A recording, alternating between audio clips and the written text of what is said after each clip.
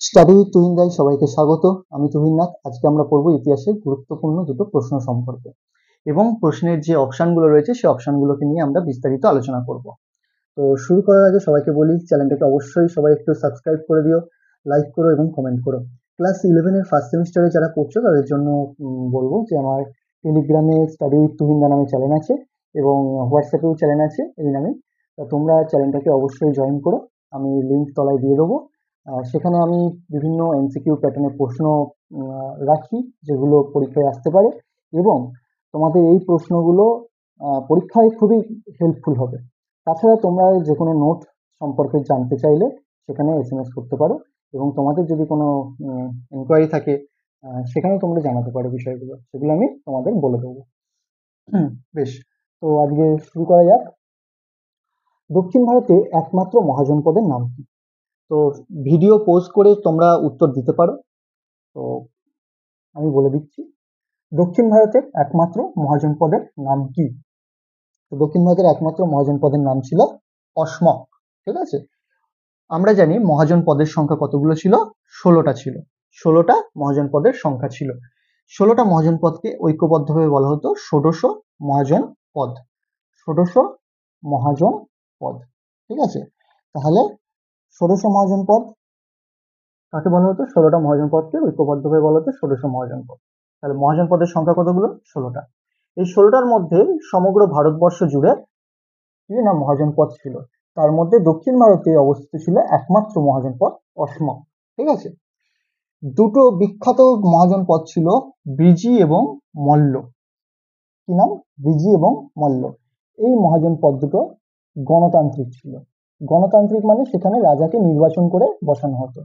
তো হয়তো আজকের মতন গণতন্ত্র ছিল না, কিন্তু গণতন্ত্র সেই সময় ছিল, আজকের মতন ডেভেলপ না হলেও। তো রাজা নির্বাচন করা হতো রাজাকে। তো ব্রিজি এবং মল্ল কি ছিল? দুটো গণতান্ত্রিক মহাজন পদ ছিল। মগধ সবচেয়ে শক্তিশালী মহাজন পদ ছিল। আমরা জানি মগধ কি হয়েছিল, আগামী দিনে সর্বভারতে একটা সাম্রাজ্য গড়ে তুলেছিল। এই মগধের যে রাজধানী, সেই রাজধানী কি কি ছিল? তিনটে রাজধানী ছিল। গিরিব্রজ পড়েছি আমরা আগে, গিরিব্রজ, রাজগৃহ রাজগৃহ ও পাটলিপুত্র। পাটলিপুত্র। তো আগে আমি বলে দিয়েছিলাম যে পাটলিপুত্র সম্পর্কে একটুখানি। পাটলিপুত্র তিনটি নদীর মধ্যবর্তী স্থানে অবস্থিত ছিল। পাটলিপুত্র, পাটলিপুত্রের একদিকে ছিল হচ্ছে গঙ্গা নদী, একদিকে ছিল হচ্ছে সোন নদী, একদিকে ছিল হচ্ছে গন্ডক নদী। গঙ্গা, সোন, গন্ডক, এই তিনটে নদীর মিলনস্থলে পাটলিপুত্র অবস্থিত ছিল। তাই পাটলিপুত্রকে কি নামে অভিহিত করা হতো? জল দুর্গ বলা হতো। পাটলিপুত্রকে কি বলা হতো? জল দুর্গ। ঠিক আছে, মৎস্য, মৎস্য সম্পর্কে একটুখানি বলি। মৎস্য কি ছিল না, মৎস্য একটা মহাজন পদ ছিল। মৎস্যের রাজধানী ছিল হচ্ছে বিরাটনগর। মৎস্যের রাজধানী কি? বিরাটনগর, বিরাটনগর বা বিটানগর। আচ্ছা, অসমকের রাজধানীটাও বলে দিই। অসমকের রাজধানী ছিল হচ্ছে পটলি, পটলি বা পটন। অনেক বইতে অনেক নাম পাবে, তোমাদের বইতে যেটা থাকবে তোমরা সেটা বলবে, পটলি বা পটন। মৎস্যের রাজধানী ছিল বিরাটনগর। এই মৎস্য বর্তমান যে রাজস্থান ছিল সেই রাজস্থানে অবস্থিত ছিল। ঠিক আছে, মৎস্য কোথায় অবস্থিত ছিল? রাজস্থানে অবস্থিত ছিল। এখানেই পাণ্ডবরা ছদ্মবেশে আশ্রয় গ্রহণ করেছিল। পাণ্ডবরা ছদ্মবেশে আশ্রয় গ্রহণ করেছিল কোথায়? বিরাটনগরে। ঠিক আছে, ভারতের পরের প্রশ্ন আমরা চলে আসি। তাহলে আমরা একটুখানি রিভাইজ করে নিই এই উপরেরটুকু। দক্ষিণ ভারতের একমাত্র মহাজন পদের নাম কি? অসমক। অসমক, অসমকের রাজধানীর নাম কি ছিল?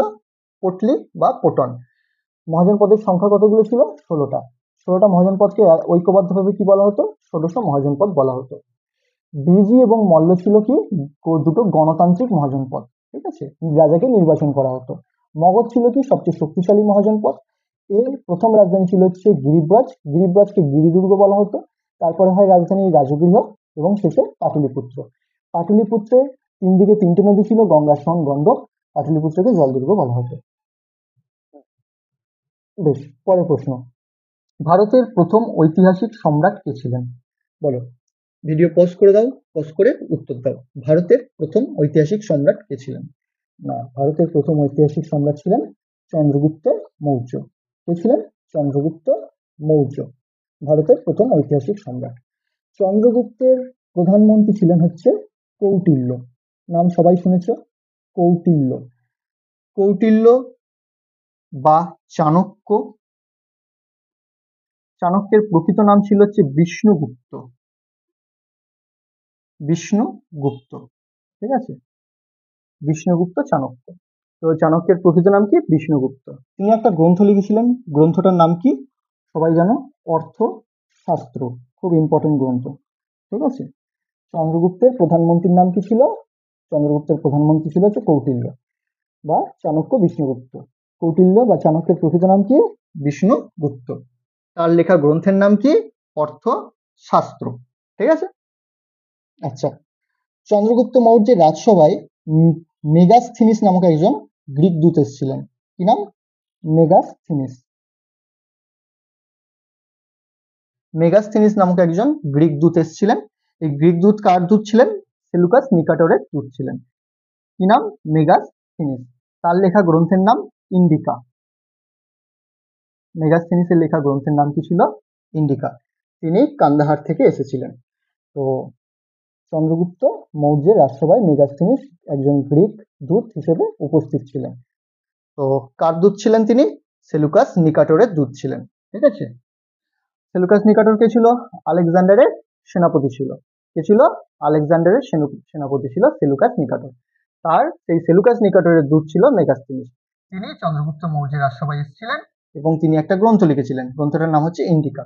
চন্দ্রগুপ্ত মৌর্য এই সেলুকাস নিকাটরের যে কন্যা তাকে বিবাহ করেছিলেন। তার নাম কি ছিল? হেলেনা, ঠিক আছে, হেলেনা। এই বিবাহের কথা শুধুমাত্র ঐতিহাসিক ভিনসেন্ট স্মিথই উল্লেখ করেছেন।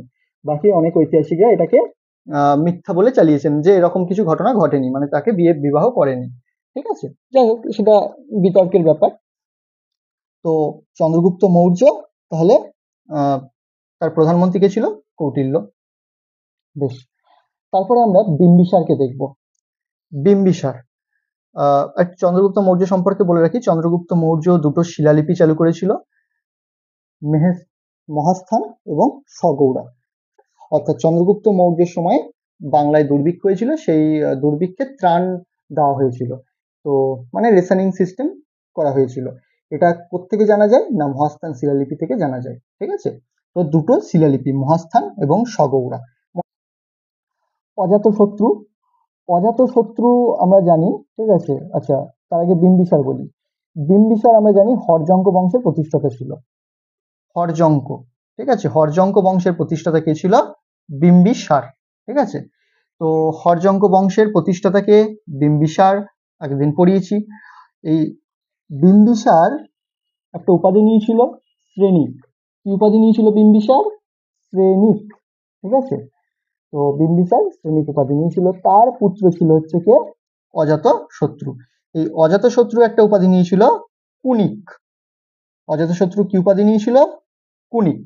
এবং অজাতশত্রু যুদ্ধেতে দুটো অস্ত্র ব্যবহার করেছিল, ঠিক আছে, মহাশিলাকণ্টক, মহাশিলাকণ্টক ও রথমূষল, ও রথমূষল, মহাশিলাকণ্টক ও রথমূষল। তো দুটো মহাশিলাকণ্টক কি না, বিশাল বড় বড় প্রস্তরময়, মানে প্রস্তর খণ্ড, মানে পাথরের খণ্ড ছোড়ার যন্ত্র ছিল। আর রথমূষল ছিল রথ, এমন রথ যেটার সামনে চক্র লাগানো ছিল। ওই বাহুবলী সিনেমাতে যেরকম দেখানো হয়েছে ভাল্লাল দেবের রথটা, সেই রকম ধরনের রথ ছিল রথমূষল। সেটাকেই বলা হতো রথমূষল। আর যে পাথর ছোড়া হচ্ছিল সেটাকে বলা হতো কি? মহাশিলা কণ্টক। এই প্রথম অস্ত্র দুটো প্রথম কে ব্যবহার করেছিল? অজাতশত্রু যুদ্ধে ব্যবহার করেছিল। তার উপাধি কি ছিল? কুনিক। অশোক, অশোক সম্পর্কে আমরা কম বেশি সবাই জানি। চন্দ্রগুপ্ত মৌর্যের ছেলে ছিল হচ্ছে কি? বিন্দুসার। বিন্দুসার, বিন্দুসারের পুত্র অশোক। তো এই অশোক বৌদ্ধ ধর্ম গ্রহণ করেছিল এবং বৌদ্ধ ধর্ম প্রসার করেছিল, বিস্তার করেছিল, ঠিক আছে। এবং অশোক কলিঙ্গ যুদ্ধ করেছিল। কোন যুদ্ধের জন্য বিখ্যাত? কলিঙ্গ। অশোক কলিঙ্গ যুদ্ধে জয়লাভ করেছিল। এবং কলিঙ্গকে দখল করেছিল। তো অশোক সম্পর্কে আরো অনেক তথ্য রয়েছে। অশোক ব্রাহ্মী এবং খরষ্টিতে, একটুখানি বলে দিচ্ছি যে লেখার আর জায়গা নেই। তো অশোক ব্রাহ্মী এবং খরষ্টিতে কি করেছিল, শিলালিপি চালু করেছিল। আহ এবং তার ভাষা কি ছিল, বেশিরভাগ ক্ষেত্রেই প্রাকৃত এবং পালি ছিল। ঠিক আছে, আজকের জন্য এতটুকু। পরের দিন আবার দুটো গুরুত্বপূর্ণ প্রশ্ন নিয়ে আসবো। তো সেই প্রশ্নগুলো এরম ভাবে আলোচনা করব আমরা।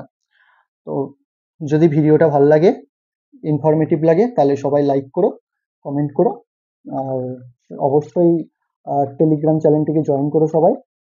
সবাইকে অনেক অনেক ধন্যবাদ। সবাই পড়তে থাকো।